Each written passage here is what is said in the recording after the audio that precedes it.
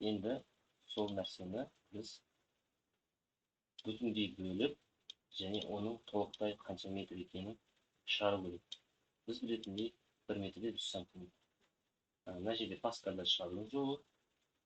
Мынау айнымаларының интежерді былай паскаль тіліне жазады екен. Сиде int ln, int l деп жазылады. Жауабы ln жазамыз, l деп біз өзіміз енгізетін нәрсе. C++ тілінде көресіздер, l деп айнымалы, ln деген айнымалы. Екеуі де типтері int. C-Sharp'та int деп жазылады екен. Int, C-де int, паскальда интежер деп жазылады. Ал Java'да бізде де тоже int болып байланысты. Енді осы кітаптың мысалы бойынша бұл тек қана 1 метр ғана шығарады. Мына жерде сканер қолданғандықтан, біз системадан қабылдағандықтан санын енгізетін консольдан соны аяқ жағына жауап тұру керек. Біз енді мына есепті кішкене жақсылап шығару үшініміз ln дейміз да 1 метр 30 сантиметр деп шығарады. Мысалы 130 сантиметр десек 1 метр және 30 сантиметр деп жасап береміз. Айнымалар жағдай да көрсеткен и жазықтыру көрсеткен екі түрлісін жасайды. Ол үшін өзінің жаңағы алдындағы өткен тақырыбына байланысты соны жалғастырамыз. И гитхабқа саламыз. New дейміз, мен мына жерден новый пакет жасаймын. Абра деген папка жасап болашақ есептеріміз бәрін жинап тұр. Класстың атын беремін. Абра есеп 1. Есеп 1 деп беремін. Сонымен классымыз руда біздің. Оның PSVM дейміз. Және сканер деген дайын класс қолданамыз. Сканер дейміз. Оның ішіне system in береміз. Бізге консольдан енгізу үшін. Енді бізге айнымаларды тіркеу керек.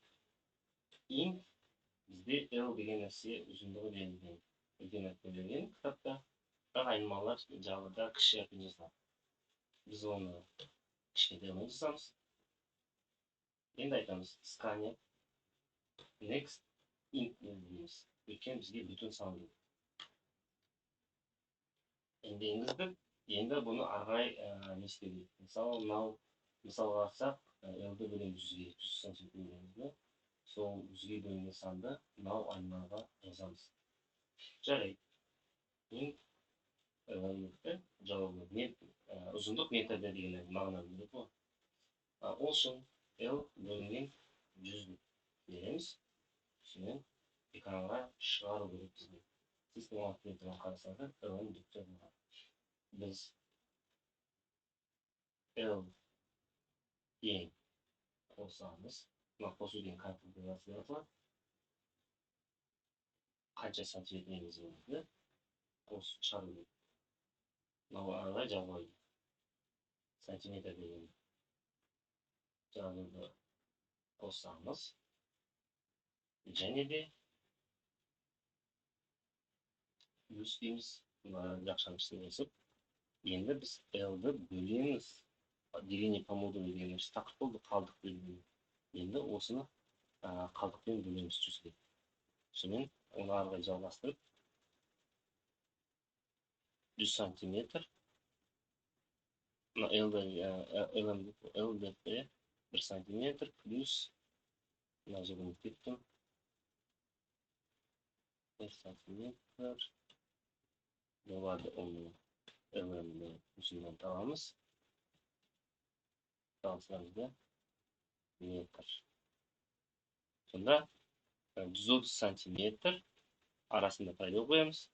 Мына жерге соның қалдығы бүтін жағын аламыз. 130-ға бөлсек 1 болады. 1 метр қосамыз. Қосқан кезде мынау операциялардың жұмысын істейді. Программамызды запускать етіп қоямыз. Тексереміз қазір.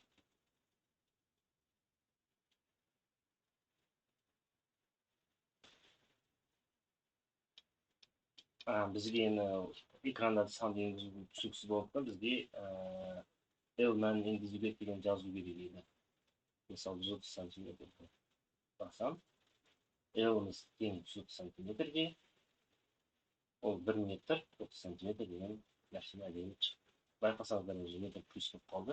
Оның арасында бір пайда қою керек. L-ді былай деп қоямыз. Енді оның үстіне L-дің мәнін енгізу деген нәрсені системаға былай белгі беріп қоямыз. Print L-ді алып тастаймыз. Жаңа линиядан жаңа жолдан жазбау үшін. L мәнін енгізіңіз деп жазамыз.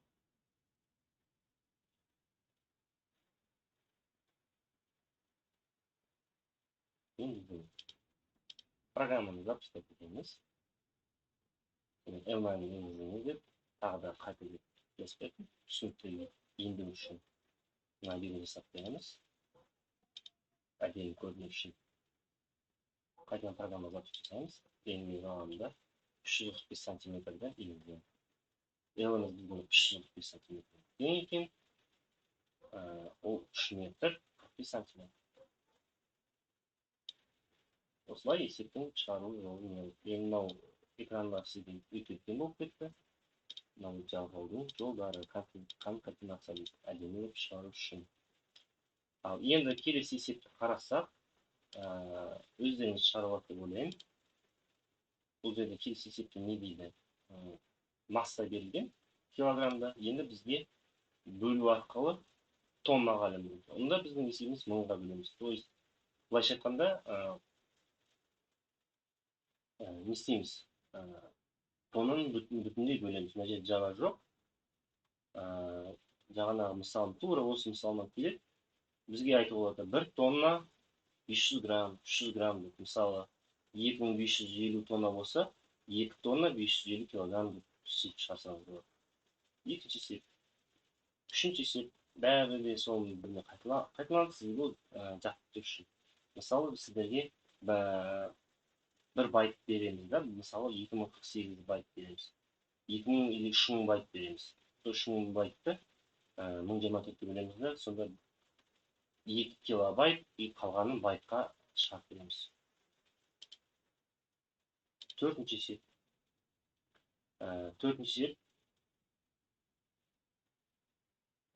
Қайсысы үлкен екенін білу керек бізге.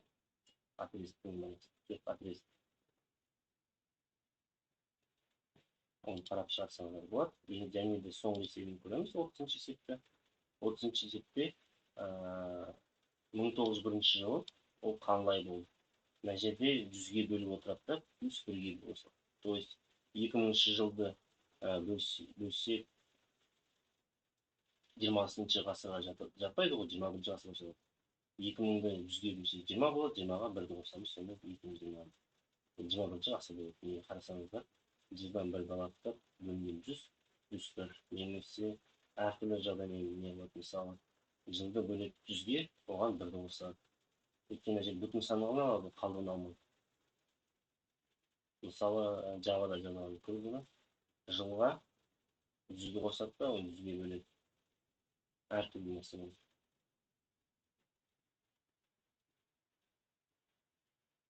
Мына 1-ге бөліп, сондай формуладен өзінің есептейміз. Қалған осы 30 есепті өздеріңіз шығарып көріңіздер. Және де GitHubқа саламыз қазір. Мен мысалы папка Абрамян деген папка жасадым, оның ішінде Абрамян есеп бар дедім. Енді мен үшін коммитке кіремін. Өзіммен файл таңдаймын.